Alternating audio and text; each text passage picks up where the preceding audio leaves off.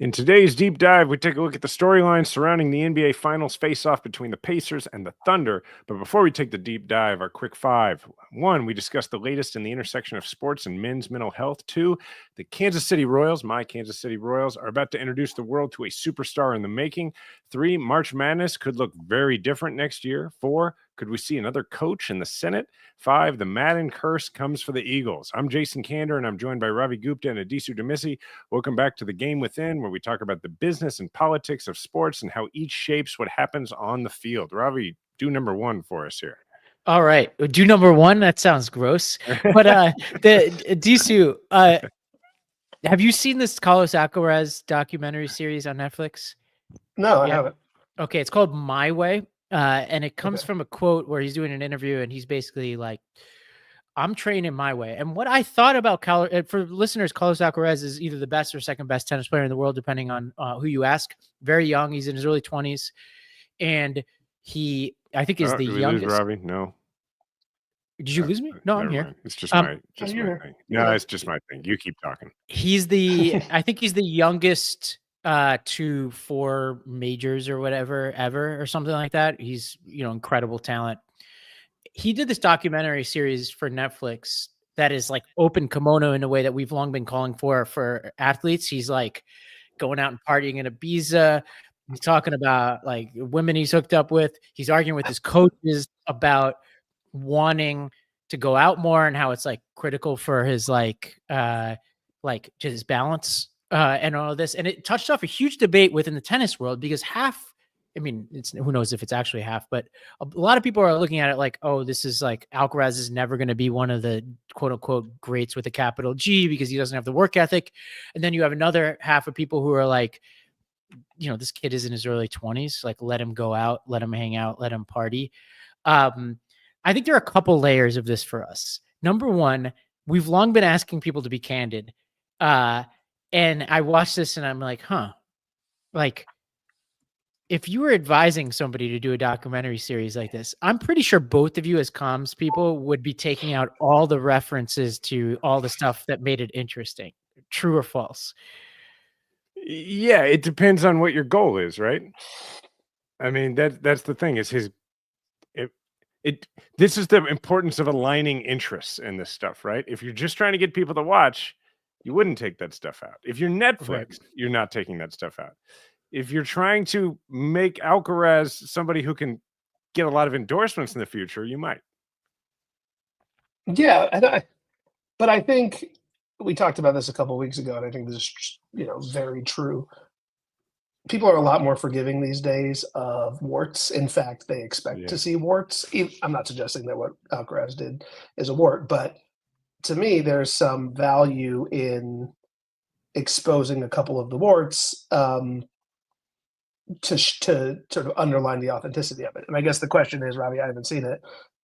Are there so many warts that it makes him look like a D-bag or whatever? No. Or is it actually just because I'm in team 2. I'm like, he's a 22-year-old guy and greatness comes in a lot of forms. Like you can be great because you're a talent. You can be great because you work really hard. The greatest usually have both, but he's 22. Like let the man live, and it's kind of cool to see that he's like a person and not just a automaton athlete. I think people forget that certain athletes like Tom Brady took a bit before they got to their like robotic, like I'm sleeping in a hyperbaric chamber kind of way. Even LeBron, if you look at there was one of the Olympics documentaries about one of the early Olympics teams with Kobe, I think the one with Kobe on it. And LeBron and Wade and all these guys and Carmelo were going out late, so it's like, I think this is a pretty standard trajectory for great athletes. Like I think the Carlos Alcaraz of 10 years from now will look more like Nadal than he does now in terms of his work ethic and his habits. And even if he doesn't, it's like, whatever. Like, it's like the guy's in his early 20s. It's like, how long did it take all of us to quote unquote dial in everything? And we're not athletes, but just like just I'm not sure I've gotten there yet, brother. Yeah. So it's like, I think there's this unrealistic expectation because there's all this content out there about how insane the LeBron Jameses and the Nadals and the Djokovic's and, the Jordan Last Dance stuff and all that. And I think we forget that Jordan was smoking cigars and drinking and gambling and all this kind of stuff. So I think that's one part of it. I think the other part of it is, I think it should be okay for athletes to balance performance on the field and the court with wanting to be human beings, especially when you start at such a young age and presumably before you became a professional, this was dominating your life anyway. I think it's, a lot of this show is us taking what we've learned in politics and applying it to, in many cases, to these public figures who are athletes, right? And I think that we've been on this sort of ride the last several years in politics that has now gone into popular culture as well. And if we go back to like when we all started to observe politics, we were in junior high and high school in the 90s, right? And that's when it was like everything was presented as a finished product, right? When you think about the Clinton campaign of the 90s, it was like they had a persona that they created, and then they as best they could, cultivated pieces of that and put it out. Now they had constant stuff erupting that then they had to like fit that into the persona, and then they would give you and that's why, up until a few years ago, political ads were a huge deal, because that's where you present it in 30 seconds. Here's our pitch, right? And now, like, political ads, for example, don't matter at all. And that's in the same way that for an athlete, it used to be like, that one post-game interview might matter a lot, or the 30-second commercial they choose to do for whatever brand. That would shape your idea of them.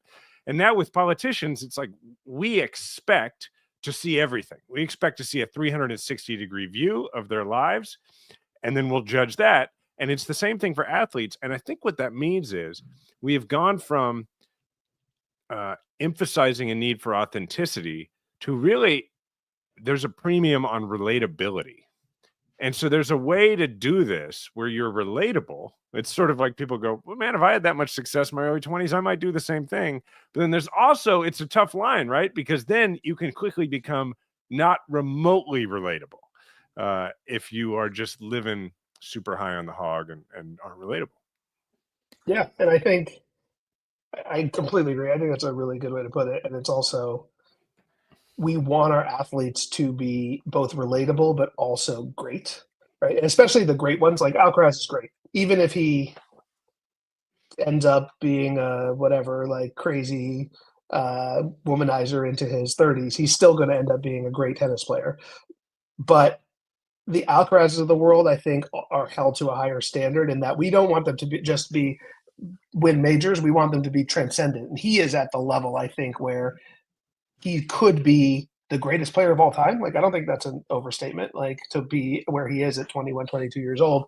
And I think about Shaq as maybe the analog who like could have been the greatest player of all time and probably just didn't care enough to be the greatest player of all time. And that's not a diss, because you know what? He's one of the greatest, certainly one of the greatest players of all time, but also like one of the greatest athletes turned businessman personalities of all time. And maybe that was his destiny. So like maybe Alcaraz's destiny is to be like the fourth greatest player of all time and also like have a great life.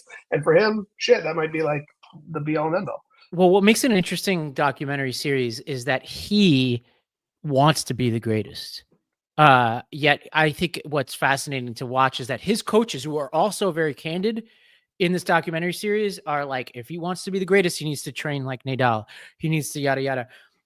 And so what you get a window into is this debate / discussion and the series of tensions between the two kinds of people that Alcaraz wants to be, which is why I find it a really fascinating documentary series. Because, what would we give to have gotten this kind of inside look at somebody like Brady at this stage when he was like, starting to come into his own, but didn't quite figure all the things he figured out. And there were people like, if you would invite Belichick and he's like, like probably being as like caustic as Belichick was about Brady back then, and probably non-committal to Brady as an athlete long-term. And then Brady saying what he wanted to do, but still not quite getting there. I think it's an incredible, historical document because it's so early in his career. And I both sympathize with what he's trying to do in terms of creating balance, but also recognize the tension. Like I see somebody who like gets very anxious and upset whenever he loses, and is devastated whenever he loses, yet also seems to want to have this life outside of tennis that, at least like to all the people in his life, seem to say that is going to be an obstacle to him achieving his goals. And I don't know if they're right or wrong, but it's cool to just see them having that discussion right now. It reminds me, do you remember that movie Up in the Air, the George Clooney movie? Oh yeah, love it. Yeah. There's a great scene in that movie where he's, his job is to come in as a consultant and lay people off. And it's him opposite J.K. Simmons. J.K. Simmons plays the guy who he's, letting know is being fired. And the guy, J.K. Simmons, he's like this middle-aged guy. He's like, what the heck am I supposed to do with the rest of my life here? And Clooney is driving at the idea that he saw on his resume that he went to culinary school and that he clearly had a dream. And so he asks J.K. Simmons' character, he says, do you know why kids idolize athletes? And J.K. Simmons' character says, because they date lingerie models. And he says, no, that's why you and I idolize athletes. He said, kids idolize athletes because they chase their dreams. And then he kind of convinces him like, hey man, this is your sign. Like, go become a chef. That's what you wanted to do. And I think the point here is that, like, to be the one chasing the dream, particularly when you have fans or people in your infrastructure who are making their living off of you, it is a huge, I can speak as a, politician who did this. It's a large mental load. Like, you have people counting on you, and many of them you don't even know. And it's a lot to carry, man. Yeah, the mental health element of this is real, right? And again, I haven't watched the doc, but I'm assuming you can almost watch Alcaraz struggling with it and sort of ping-ponging between the two. And 22, like, he's like all of us and anybody here who might be in their early 20s still figuring out who he is. And probably, like you point out, LeBron or Brady, as you said up front, Ravi, at a point, his body will not allow talent alone to carry him. Like, that's just how the world is, right? Maybe unless you're a one of one. Maybe, I mean, LeBron James probably, even if he weren't taking care of his body so great, he still might have been a great player well into his 30s, maybe not to 40. But point is, at some point, he might have to make the choice. Right now, he doesn't have to. But the burden as age takes over and as maturity probably takes over, it's going to weigh on him to see, like, do I want to be the best or do I want to have a life? I mean, I hate to say it as like, or maybe delay my life until post-retirement is maybe the probably better way to put it, and make my entire life the pursuit of greatness. And it's fascinating in that respect. His family is very much in his corner. Like, let Carlos do whatever Carlos wants. Like, and not like in a bad way. They're just like, let him have fun. He's a kid. Totally relatable. His coaches have their job. And I sympathize with them too. They're like, look, you got to train if you want it. Basically, there's a lot of if statements. If you want to be as great as Nadal, yada, yada. And the coaches got a lot of flack from for people watching it because they're putting too much pressure on him. But my reading on it was a little different because obviously it's all in the edit. My read on it is the if statement is coming from Carlos himself. They're saying, if you want to be this great. And the reason why they're saying, if you want to be this great is because he wants to be that great. So they're saying, if you want to be this great, you have to train better. So I actually think it's a good tension. And in the end, what winds up happening is, and the reason why it's called My Way, is that Alcaraz is like, it's called My Way because he's like, I'm going to do it my way. I'm going to hear my coaches and then I'm going to tell them what's going to happen. I'm going to go to Ibiza when I want to go to Ibiza or whatever. And I don't think it's out of control. The guy trains really hard. He just happens to go off and party every now and then. And I think it's like just a fascinating look into the kind of choices he's making now. To close out this segment, let me share with you something that I say to all prospective political candidates, because probably this is true for both of you as well. I get a fair amount of people who are like, my friend is going to run for this office and they'd like to be on the phone with you for 20 minutes. Sometimes it's because they actually want your advice, and sometimes it's because they want you to do something else, and they figure if they ask for your advice, you will. But when it seems that they actually want my advice, like if they're running for at least something as high as like Congress or whatever, then I give them this piece of advice that I am very open about the fact that I did not follow, and it was given to me, and why, but it's great advice that I wish I had followed, which is that you are entering a horse race and you are the horse. And there's going to be lots of departments. There's going to be communications and field and politics and fundraising, but there's nobody on your team in charge of the horse department. That's you. And if you are going to keep the horse where you want the horse to be mentally and physically, you're going to have to tell the rest of the team exactly what the horse needs. And you can't just let the team pull on the horse all the time. And I think that applies to somebody, particularly in an individual sport as well. So, all right. That said, this next segment, number 2, it's not often on the show that I'm successful in finding an excuse to talk about the Royals, but this is one where even if I wasn't a 5th generation Kansas City, and we'd still be talking about this, I believe, if we were smart, and that is that the Kansas City Royals top prospect, Jac Caglianone, is a case study in being versatile to succeed.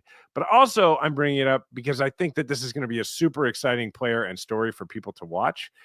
So earlier today, the Royals officially selected Jac Caglianone's contract from AAA Omaha to fill the last place in their 40-man roster. He's going to be with the team tomorrow and will probably be in the lineup tomorrow. Now, he was drafted 6th overall in 2024. So he's not really even had a full season in the minor leagues yet.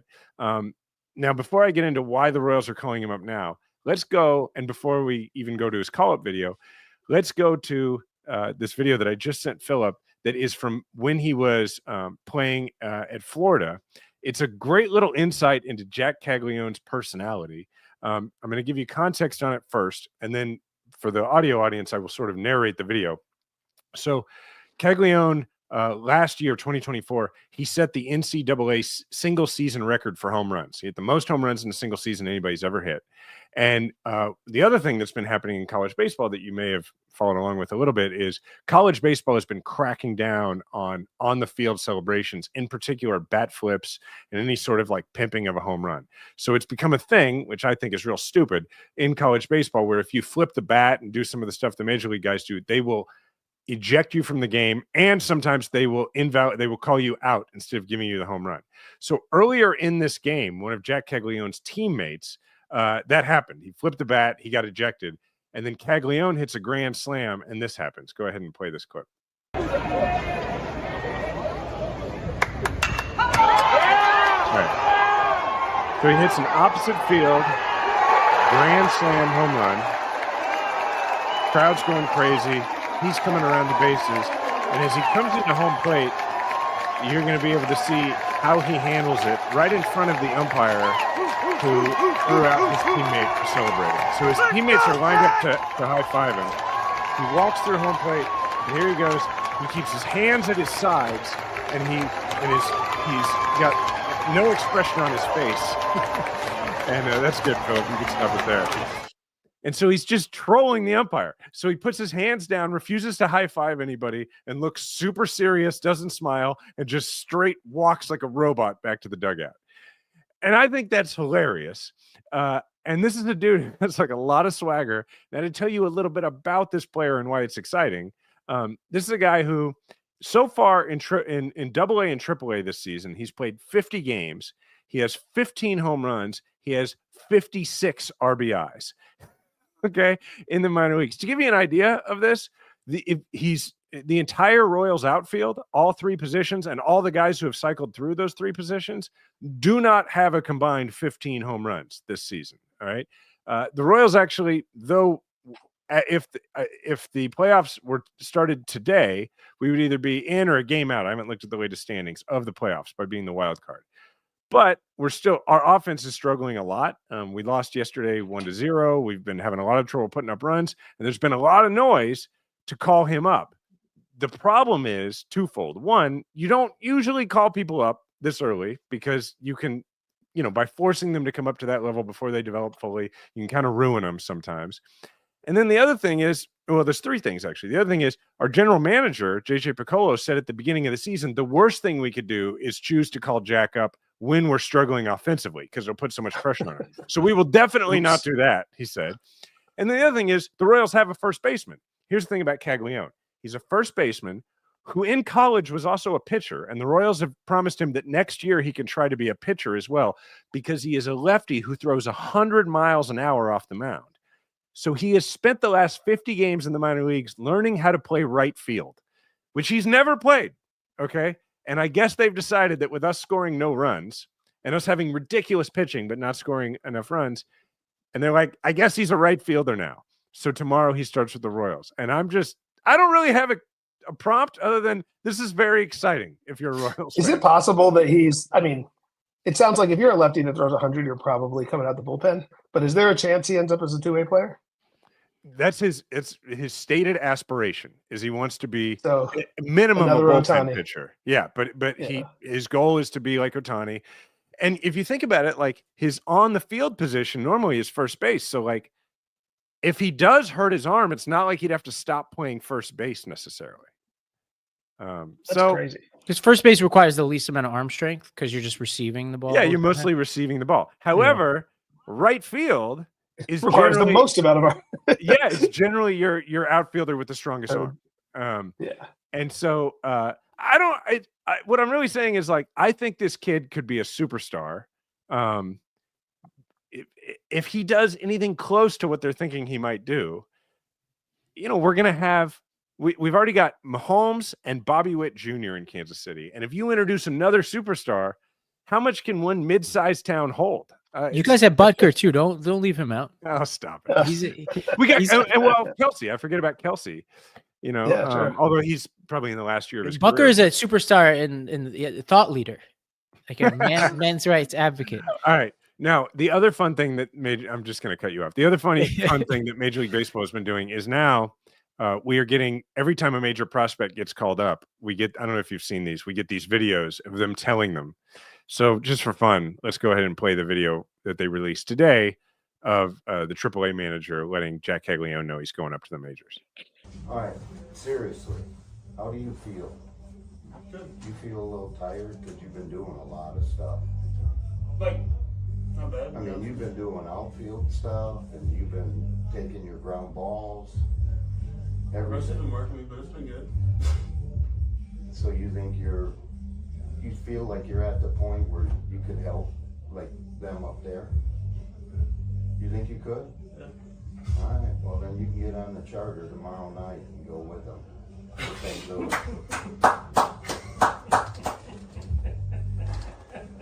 Holy crap! I don't know about you. I cannot get enough of these videos. This is my new favorite. I mean, yeah. I saw one I think it might have actually been in the Red Sox doc. Yeah. With what's his name? Cam Boozer. Yeah, that was amazing. Which was incredible. Obviously, that guy, 32-year-old rookie. This kid, it's pretty wild. Like last year, he was in college, and basically a year ago in a couple months, and now he is the starting right fielder for a major league team. And I mean, I love the idea. It would be pretty cool, honestly, if this became it would be good for baseball if an American player. No offense to Ohtani, but like it would be cool good for baseball. But also it'd be cool if this became a thing that like two-way players now we have Travis Hunter in the NFL. We obviously have Ohtani in baseball. Like why not? If you can do it, traditionally not. If you can do it, like it, I don't know if the Jaguars are going to actually do it with Travis Hunter, but if you can do it, like it will definitely. I'll watch a Jaguars game, put it like that, which is like. Otherwise, I'm not gonna. But yeah, otherwise I'm not gonna. So honestly, Royals game too. This kid is like throwing 100 out the bullpen and shagging fly balls in right field. It's anyway. I think I'm excited about this because I feel like Major League Baseball is starting to understand what the other sports have understood for longer, which is stories matter, right? It's the on-field product is great, but it's not enough to bring in a wider group of fans. If you want to bring in people who are not native fans of the sport, like if you want to make them into fans of the sport, you must invest them in a story. And this kid's an exciting story. I mean, now, as Philip points out in the chat here, the manager, Mike Jershely, the AAA manager for the Royals, showed more emotion there than Caglianone. And that's probably because Caglianone's probably been watching the box scores of the Royals and going, when are they going to let me come help? So anyway, I wanted to flag it for everybody to see, like, this is a story worth watching. This kid's going to come up and I hope rake. So, all right. Who wants to take this next one? The NCAA. I can take it. You may have seen that the NCAA announced a potential expansion to March Madness with a decision scheduled soon. I think potentially in time for the for next year's tournament. But During the NCAA spring session, President Charlie Baker of the NCAA stated that they will finalize a potential decision to expand March Madness to 72 or perhaps even 76 teams. And a quote from Baker: "If you have a tournament that's got 64 or 68 teams in it, you're going to have a bunch of teams that are probably among what most people would consider to be the best 68 or 70 teams in the country that aren't going to make the tournament, period." The point behind going to 72 or 76 is basically to give some of those schools that were among the best in the country a way to get to the tournament. No shit, Charlie. He cited a competitive Indiana State team this past year falling short, or last year I think it was, falling short of the tournament and then going on to win the NIT over Seton Hall.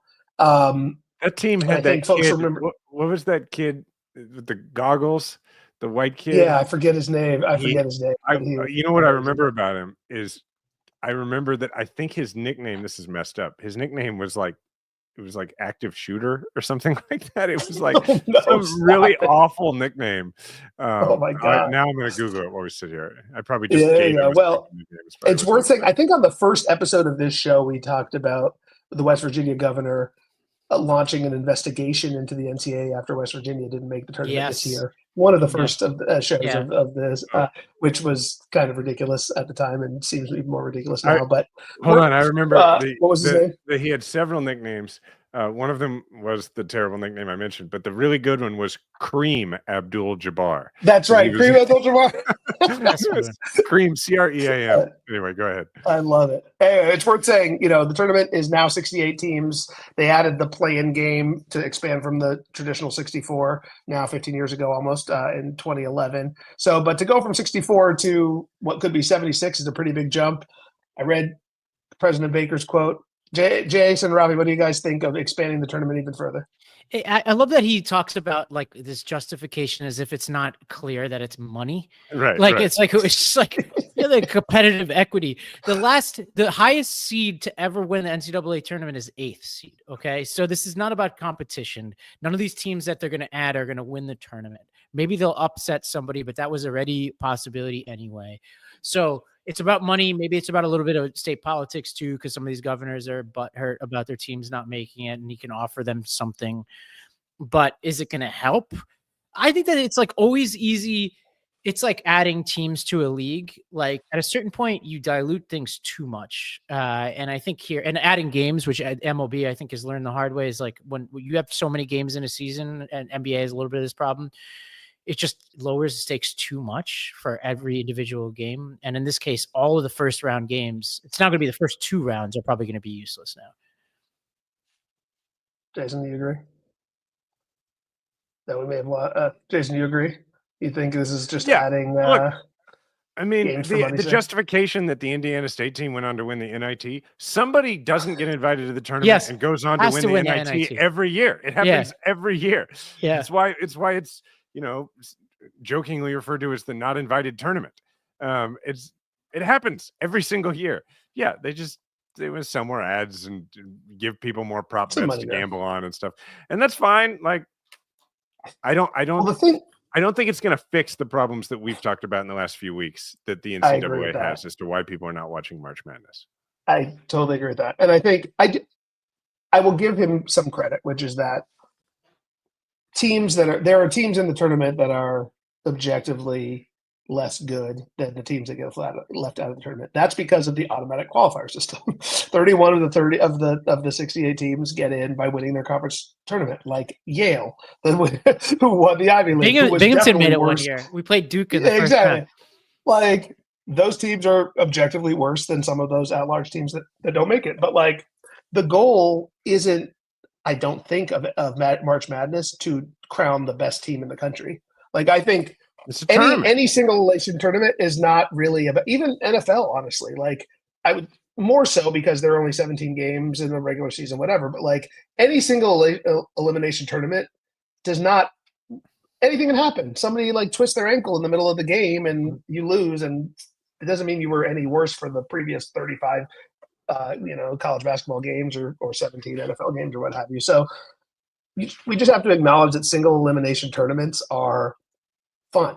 They're awesome. Yeah. They're exciting because of the stakes, but like, you're not actually crowning a the best team, you're crowning a champion, and that's cool. And if you want to add more teams and have more games, like fine, but it's not changing the fundamentals of what's going to happen in the tournament. I think they tried the play-in games, and they didn't get the audience or the excitement that people thought they would get, and so they're like, let's just put those teams in the tournament. Is essentially what because a play-in game is the tournament. It's like the way they talk about this, it's like the NBA playing teams, and people have long commented that like since they've added the play-in, it creates a statistical mess because it's like, what are these games? They're not regular season or not. Mm-hmm. I'm okay with it. I personally think that these are seemingly costless, but if you do too much of it, it becomes very costly, and it's very hard to figure out when you've crossed that line or not. But it's about money, and I love that they pretend like it has anything to do with anything else. Look, people like tournaments. We should just have more of them and have fewer regular season games. Like you should play your regular season games against the teams in your conference, and then you should have like mid-season tournaments. And they have the preseason tournament. They have the conference tournament. It's one of the things that they do in European soccer really, really well. You'll have breaks for all these different tournaments and all these different cups. They're starting to try to introduce it, particularly in the NWSL here. I'd like to see baseball do it more. Like, the more you can create the feeling of postseason where the stakes are high, the more exciting it is. So just do more of that.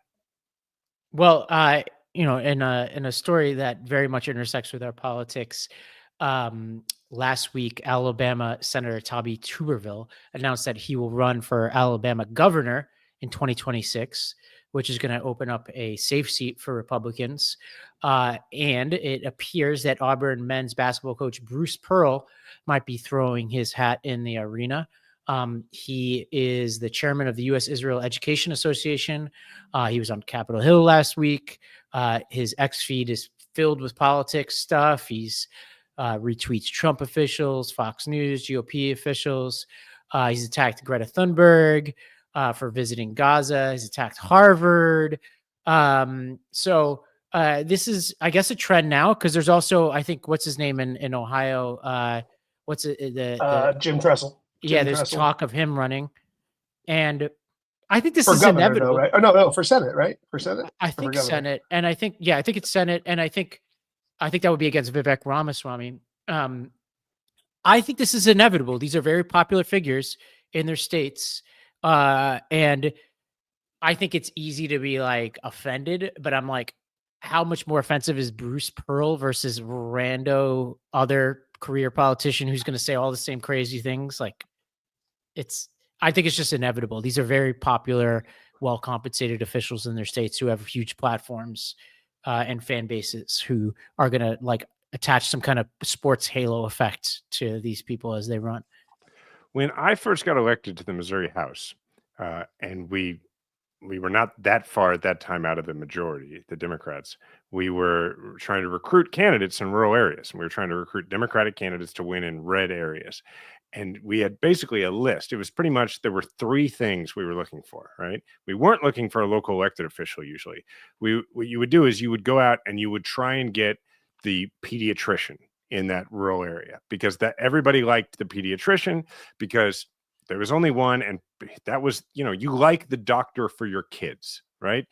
Over time, like, you spend a lot of time trusting that person and entrusting them with what you care about most, and it's hard to imagine not voting for them. If we couldn't recruit the local pediatrician, then we would try, particularly in a very rural farming community, to find the local veterinarian, because we think of veterinarians, if you grew up in the suburbs of the city, you think of them as the people who, like, put your dog down or whatever. But that, if you grew up in a farming area, that's the person who makes sure your animals are healthy so that, you can continue to make a living. And that person's very important and knows everybody. And they've all had very good interactions with them. And if you can't find the pediatrician or the veterinarian, then you try and get the high school football coach. And that was our whole playbook. And so I'm just upset that my side didn't recruit a big deal coach from a rural red state to run. I mean, so that's the problem. I couldn't agree more with that last point. And I actually do think that the DS, DGA, and others, like, there are probably fewer to speak of, but have got to have the same playbook that you had, Jason, when you're in the house, and others, which is like, you got to find, the thing that not only did these coaches have platforms, but they have name recognition, which is like in this day and age, the hardest thing to build in politics. And for a statewide race, for the politically inclined watching us, like that is the number one currency, even before policy positions or whatever, is have I heard of this guy? Right. And if you've never run for statewide, it's why incumbents win in general. It's why people who are already in statewide office tend to do better in the statewide race. It's because people have voted for them before, or at least seen them on a ballot before. And you can't, it costs tens of millions of dollars in a lot of places, maybe not even in Alabama, to like buy just the pure name recognition that Bruce Pearl or Tommy Tuberville or name your football coach in a Big Ten state or SEC state has. So it's a brilliant strategy, honestly. If he wants the job, I'd be curious what the Alabama, I guess it's basketball, not football, so it's not as like contentious, but like I'd be very, very interested. I've never done a race in Alabama, won't claim to be an expert on Alabama politics, but like you got to think that the Alabama fans are both A, more numerous, and B, like have a little bit of whatever side eye towards any coach coming from Auburn. But then again, Tuberville's in the Senate, so probably going to be governor. If Nick Saban primaries him, he's in a lot of trouble, basically. Yeah. Or I mean, maybe a Democrat goes and fight well, we know Saban might possibly be a Democrat, or at least not be a Republican. But an independent Saban candidacy would be incredible. Not going to happen. Dominant. But it would be incredible. But you could go find a football player, a former Alabama football player, right? Like I think we're going to talk about. Well, we'll talk about Saban. He was Penn State, but like, go find a ex player. If not, if you're a Democrat out there, like go recruit those people who still probably have goodwill from get Derrick Henry to retire from the Ravens and come back to Alabama and run against Bruce Pearl, and we might have a race. Mm-hmm. All right. Well, anyway, it was worth noting. All right. For the next one, can Saquon Barkley avoid the dreaded Madden cover curse? Let's play this video. This last season has been everything. Having a year that we were able to have as a team, win the Super Bowl, create iconic moments.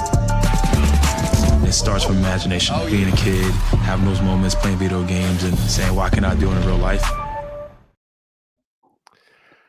Does anybody think this is real? I mean, like, Mahomes was on the cover of Madden, I think, a few years ago, and I think we still won the Super Bowl. Was that the year he got the high ankle sprain, though? Yeah, but we won the Super Bowl. Oh, you won the Super Bowl. That's true. People definitely think it's real. Well, yeah. Philip, our producer, I think, notes that McCaffrey from the Niners was on the cover last year and basically didn't play the whole season. Look, there's no, you can be as superstitious as you want. We all don't actually believe that curses happen, but are real. But it is very eerie that with the occasional Mahomes exception, players who are on the cover tend to get hurt or have bad seasons, or often both.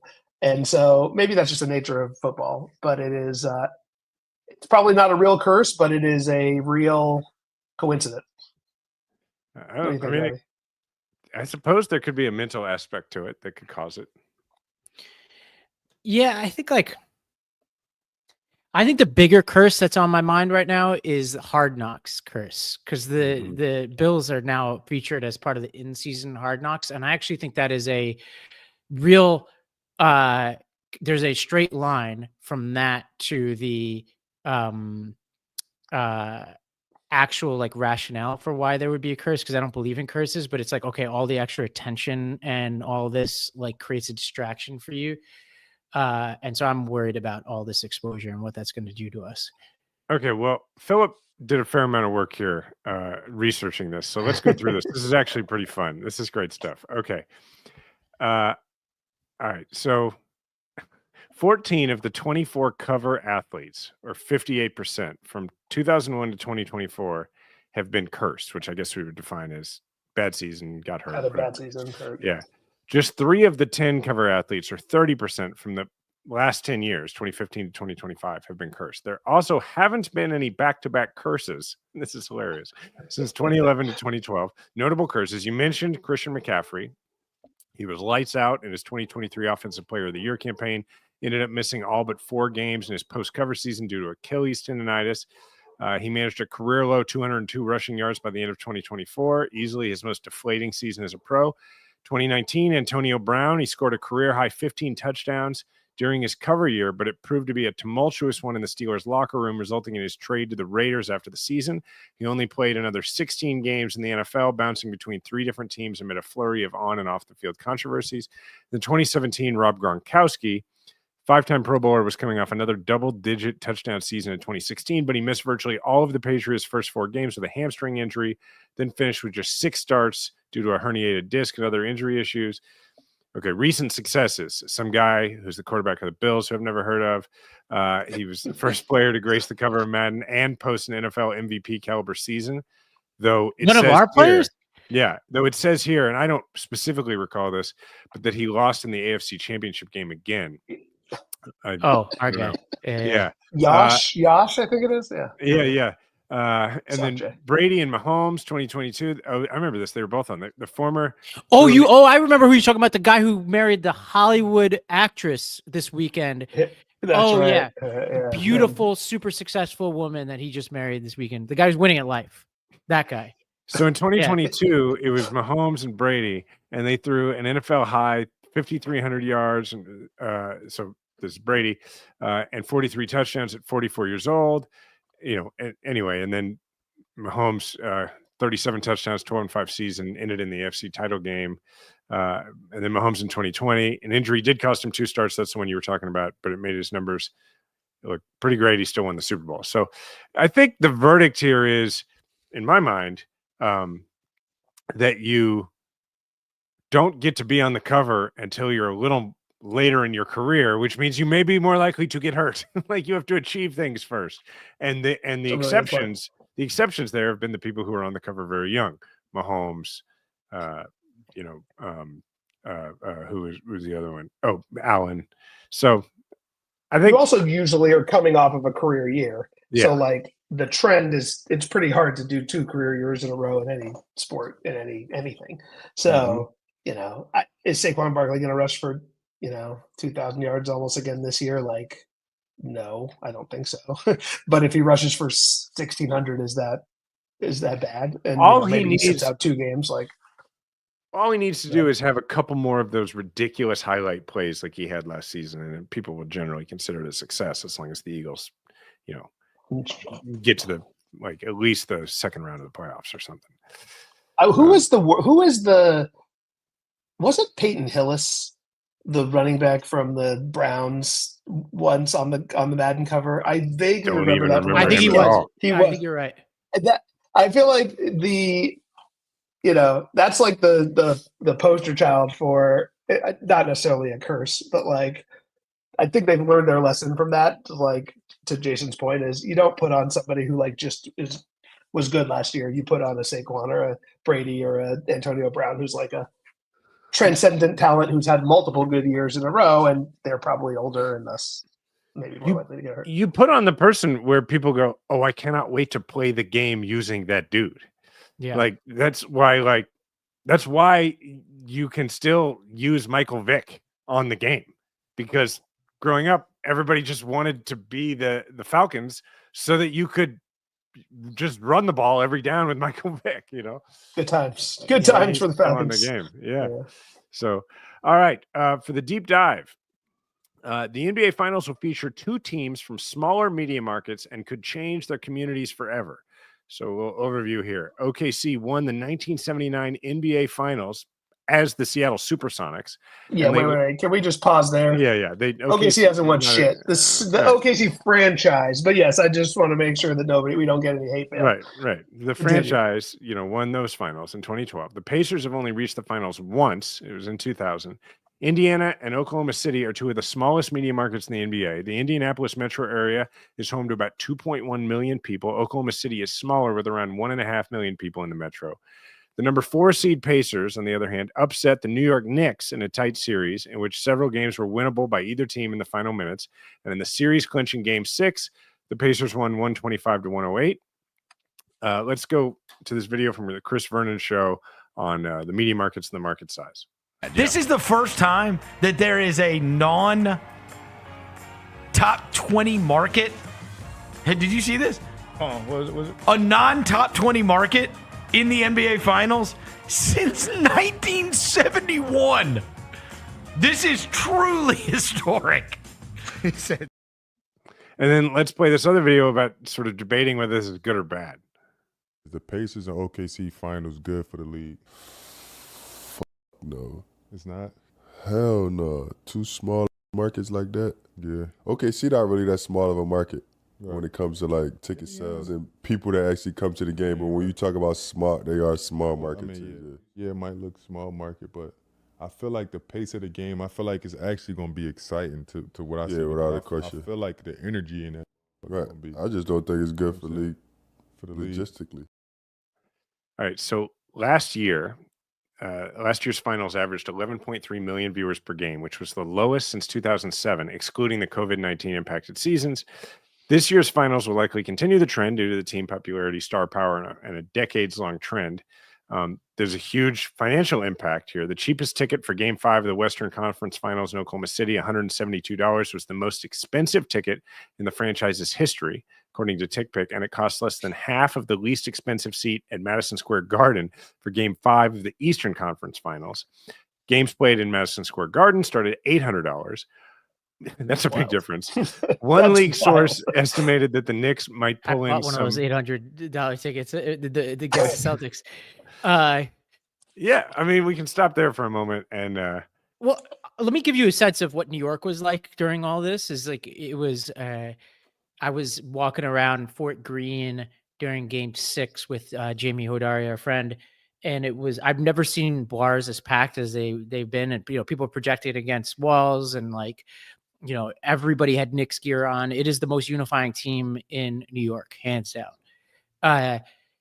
and it was a weird series in a lot of ways. Obviously, I think a lot of it came down to that first game where the Knicks just choked at the end, or Indiana just was on a heater. I think it was a little bit of both. And there was a lot of talk during the game about the refereeing. And Adisu and I actually know the guy who's in charge of the refereeing in the NBA. And I have to say, like, knowing him, the chances of a grand conspiracy are near zero. This is not the kind of person who's like sitting around trying to tilt games, and I generally in favor of OKC. Indiana. Let's probably put that to bed. The idea that was floating around the bar I was at, which I'm sure was on social media, was that because Dolan and Adam Silver, who Dolan is the owner of the Knicks, hate each other, that they tilted the refereeing in favor of the Pacers. The other theory is that everybody thought that they were going to fix the game in favor of the Knicks, so they actually fixed it in favor of the Pacers. I don't think either is true. I think what could be true is that the refereeing was impacted by perceptions. And what I think wound up happening was the league office said to the refereeing, whatever group, officiate the entire game lightly so that there are fewer controversial calls as a whole, so that like, if they're going to accuse us of anything, they could accuse us of under officiating it instead of over officiating. I think it's hard anybody watching that game to suggest otherwise. Like that was a brutal game either way. I don't think it necessarily helped the Knicks because we couldn't stop them even while we were punching them in the face. So if they started actually charging us with fouls, the points would have been even more. But I don't believe in refereeing conspiracies at that level. I don't think that you could keep a secret like that. Like if the league were doing what they did with Sacramento back in the day. There's no way. Yeah. Wow. Memories, the 2002. But that one was fixed. It had to have been. I mean, I believe that was Donaghy. Back then you could keep a secret probably. It's not. It's crazy to think about. And I think you're totally right. The playoffs are refereed different in general, different than the regular season. They let more things go. Fine, as long as everybody kind of understands that that's the case and it's equal each way, then I think it's okay. And I think that does favor some teams rather than others. I think about the Warriors-Rockets series, even though the Warriors won that series, like the Rockets were just trying to assault Steph Curry because they were essentially like, well, the refs aren't going to call most of these fouls this time because it's the playoffs, and they sort of figured out the rules, and so they went for it, and so then the Warriors kind of figured it out and did the same, and probably the same happened in the next Pacers series. But Oklahoma City, well, we should say, before I say what I'm about to say, the NBA gets their money based on the TV rights deal, not based on who's in what markets are in the game itself or the series itself. So like, could have been the Knicks and the Lakers, or it could have been it is OKC and Indianapolis. No diff for the NBA, but we should put this theory to bed that the NBA is rigging games to make players or teams win. I think we can acknowledge that different players get different whistles, and that's probably because there's a home court advantage. Michael Jordan, there's a home court advantage. That people are human. They're both affected by the crowd. They're also affected by the relationships with the players. Like that's the nature of the beast. But like wanting one team to win over the other, it seems crazy to me. Wanting to maybe officiate a single player into acting differently, whether that's a flopper or a Draymond type who's overdoing it or whatever, like that's, I think, within the realm of what's fair in the rules. We're getting a little afield, and I think the point here, which is we have two really, really, really small market teams, and Adam Silver had to be crying in his beer on whatever night that was, a couple nights ago, when Indy won, because the Knicks would have been, putting aside the money, again, money's equal. It's about the ratings and the perception that is going to come from a lowly rated, and it will be lowly rated series. Okay. And that is what is going to be the downwind effects of that are going to be the problem. I have to leave early today, and you two are going to stick around and continue to discuss this for a minute. But I'm going to leave saying this as the only person on this show who represents a small market, and as the only Buffalo, baby. Don't forget you don't live there though, but you can represent it, I guess. The only NBA games I've ever been to have been in Indianapolis or Oklahoma City, and they're awesome experiences because, particularly in Oklahoma City, they don't have anything else. They have the Thunder. That's what they have, and it's like being at games there is amazing. And I'm a Thunder fan. But really, just as a small market guy, I would just like to say, fuck everybody else. This is awesome. I'm so excited about this. New York gets everything. Like, the Knicks story was cool, and I was following the Knicks story, and I was actually rooting for the Knicks a bit. But, like, F everybody else. Like, it's the Heartland versus everybody else. And every damn movie doesn't take place in these places, and everything is about these places. And sadly, this is the attitude that got Trump elected. But when sports, I indulge in it. And so I think it's fine. That, look, I gotta go. I'll see you. Y'all finish the show. Here's the thing: like, if you had there's something about the NBA that it needs to build up stronger brands anyway. So, like, let's say there was a Green Bay versus Buffalo Super Bowl. Nobody would be like, "That's a bad Super Bowl for the NFL." Right. So there's something about like building up these teams and the identities of the teams that just is a work in progress. And I think like if OKC, I mean, their personalities don't really help with this, but if you start to build up strong personalities that people either love or hate, like Reggie Miller on Indiana, right? And maybe Halliburton is trying to be this guy. Like, it's like I think people will follow, right? Because it's not like the NBA depends upon just the cities that the teams are representing. They need good representation all around the country. And I think the more authentic the voices, the stronger the brands of the individual teams, the better. I think in the long run, this is good for the league because it shows that it has competitive equity, right? Like in a way that baseball struggles with because it doesn't have a cap. It's like, like the Knicks would have championships if the salary cap worked the way that the MLB salary cap works. And I think it's good that it doesn't work the way that the MLB salary cap works. I completely agree with that. And I do want to say the reason why I think the ratings are going to be low for this finals has nothing to do with the quality of the teams, which is great. The quality of the players on the teams, which is great.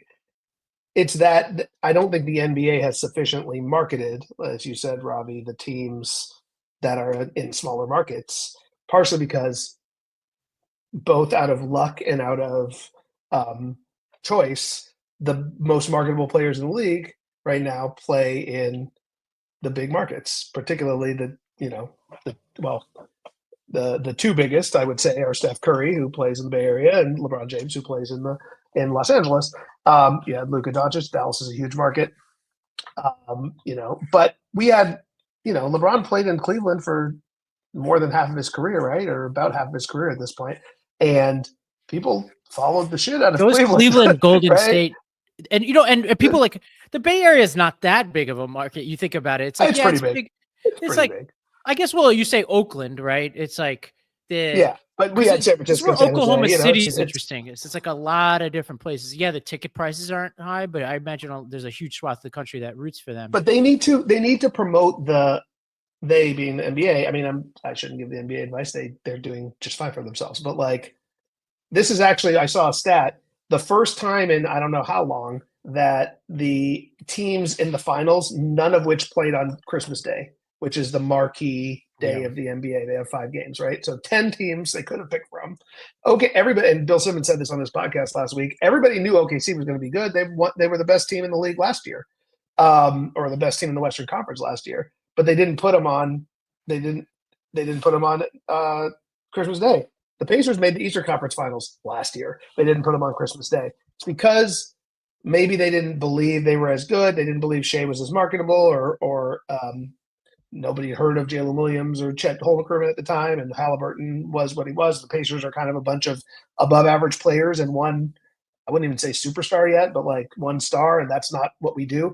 But you have to push. It's I'm using a WWE term here, right? It's like, yeah, the way you create a star, it's somewhat organic, but some of it is giving your stars or your would-be stars a push. And if Shea isn't a would-be star, maybe I don't know what it like. He could be. Think about it. He's going to be the MVP for probably next year too. Like, he's the best player in the league, or at least second to Jokic, and he's on a team that might win the next 4 championships. So maybe this is just like they're a year too late, and next year you're going to see a lot of the Pacers and OKC on national television, and one of them will be the defending champion, and we're just on a lag here. I think it's a bad combo, right? I think it's the combination of relatively boring players with smaller markets. Because if you think about if it were Cleveland, OKC back in the day with LeBron and then Durant and Westbrook and Harding and Kyrie Irving, I would be watching that like more than like a Denver Chicago series this year, right? Like, which are two, like,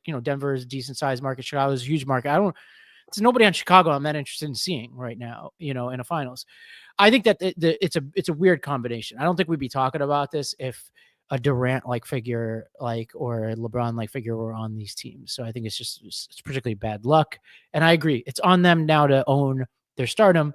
Some of them are trying really hard. Like Halliburton, who I don't have a lot of love for, is trying to be like an annoying, like Reggie Miller kind of, like he's doing like the Reggie Miller stuff and all that.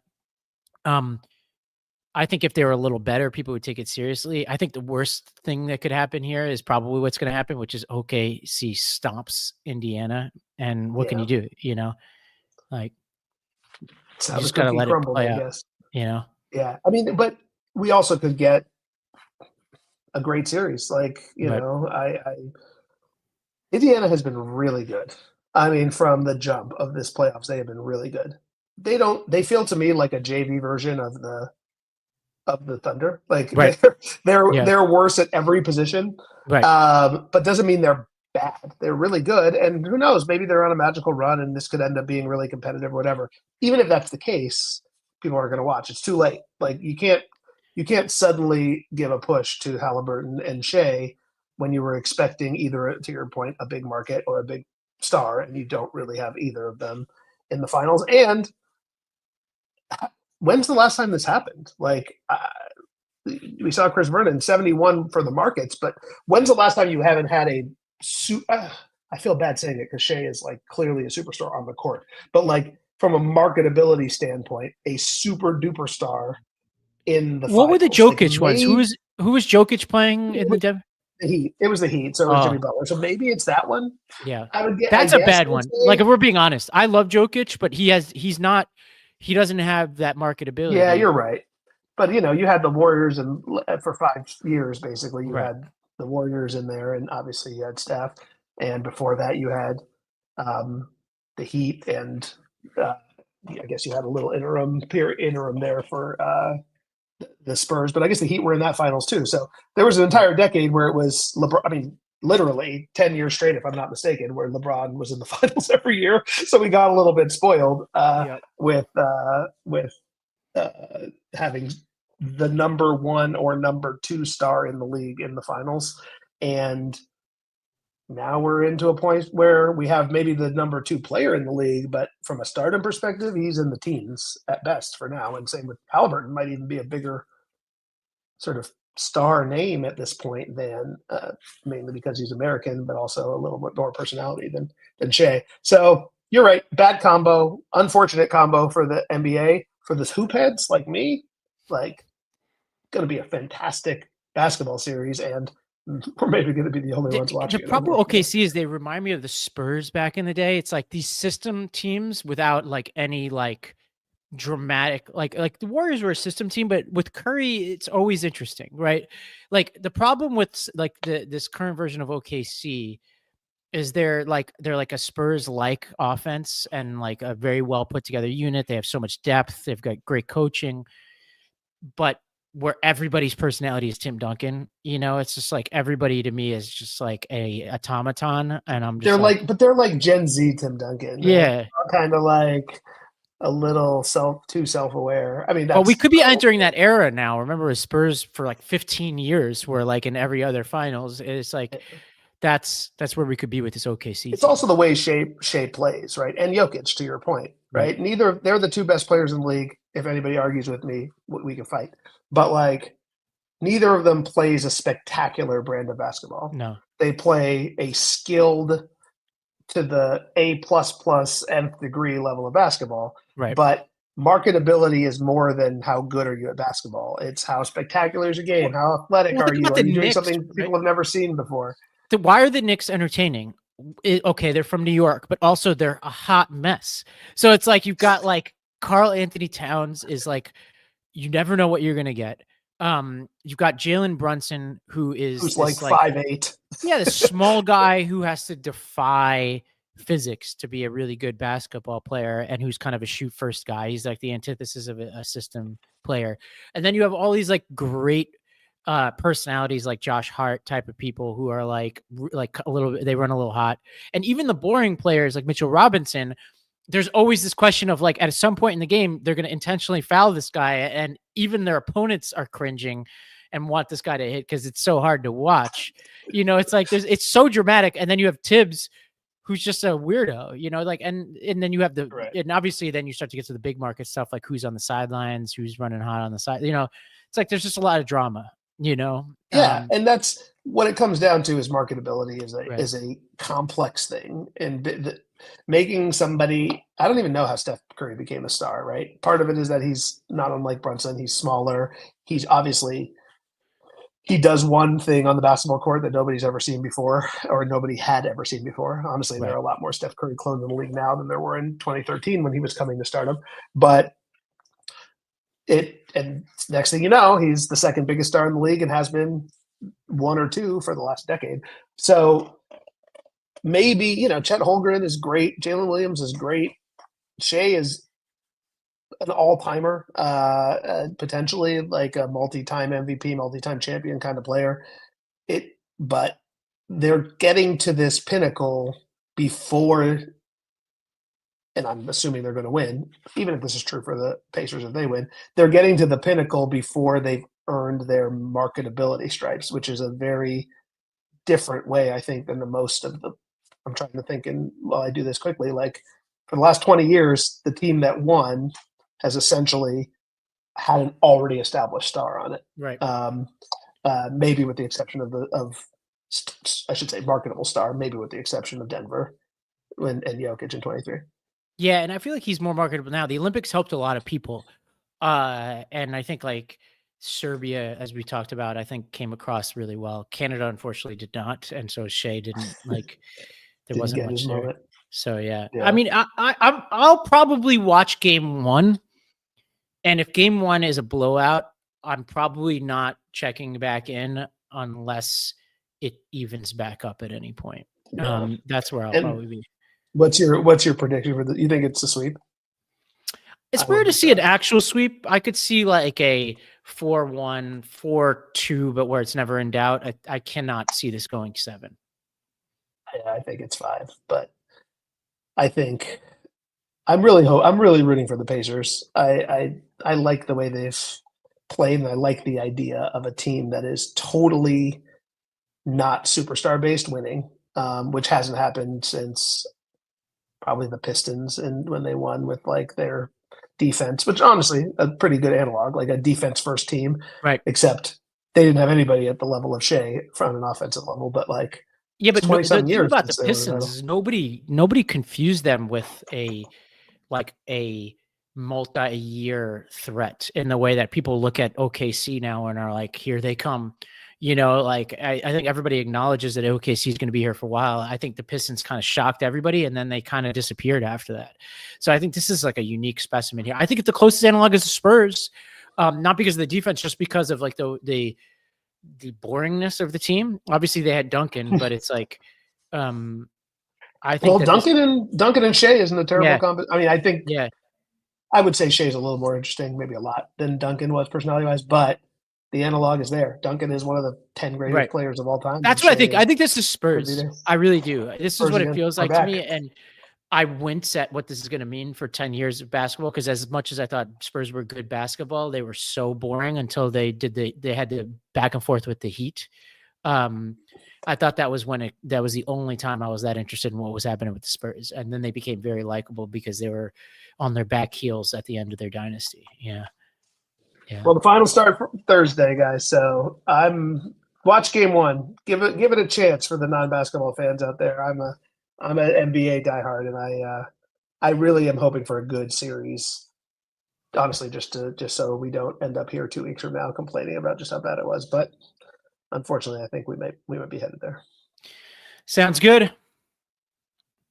All right. I think we're done. We're signing off. We usually have Jason do this, but thanks for listening to the Game Within. Please subscribe on all the things. Ravi at Ravi M. Gupta. Me, I'm at A. Demisi on Instagram, at ASDEM on X/Twitter/ whatever you want to call it. Sports matter a lot, guys. We'll see you next week.